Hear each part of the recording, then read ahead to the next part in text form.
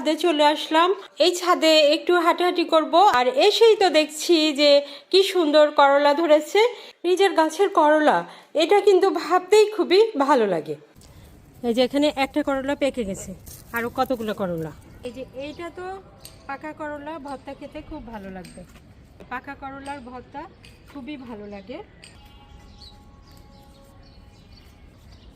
এই যে করলা পাতাগুলো নিয়ে যাই, পাকোড়া তৈরি করে খাবো, আর এটা ভর্তা হবে।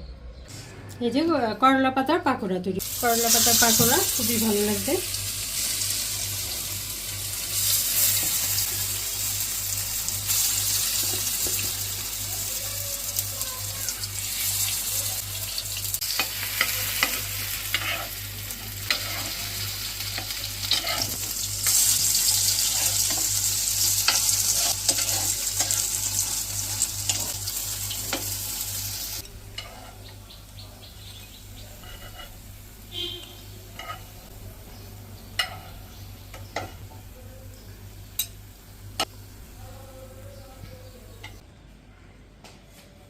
করলা পাতা নিয়ে আসলাম গাছ থেকে, এসে পাকোড়া বানিয়ে ফেললাম।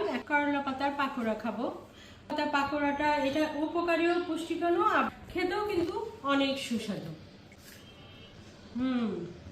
কুড়মুড়ে করলা পাতার পাকোড়া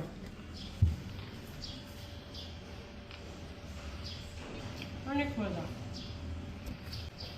প্রতিভা, আসো তুমিও খাও। প্রতিভার খুবই পছন্দের করলা পাতার পাকোড়া। এই যে প্রতিভার খুবই পছন্দ করলা পাতার পাকোড়া।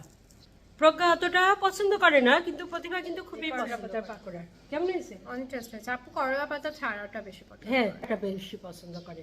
প্রতিভা করলা পাতার পাকোড়াটা খুবই পছন্দ করে। কুড়মুড়িও হয়েছে অনেক।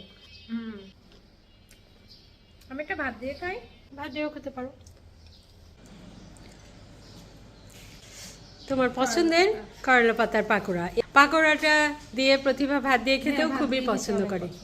আমার ছোটবেলা থেকেই পছন্দ। ছোটবেলা থেকেই পছন্দ। এই ভাত দিয়ে খেতে কিন্তু খুবই ভালো লাগে। আপনারা কে কে খাননি একবার খেয়ে দেখবেন, খুবই কিন্তু মজা। পাকোড়া দিয়ে ভাত খেতেও মজা, আবার করলা পাতার পাকোড়া দিয়ে খেতে তো আরও মজা। আমার আর প্রতিভার তো খুবই পছন্দ করলা পাতার পাকোড়া।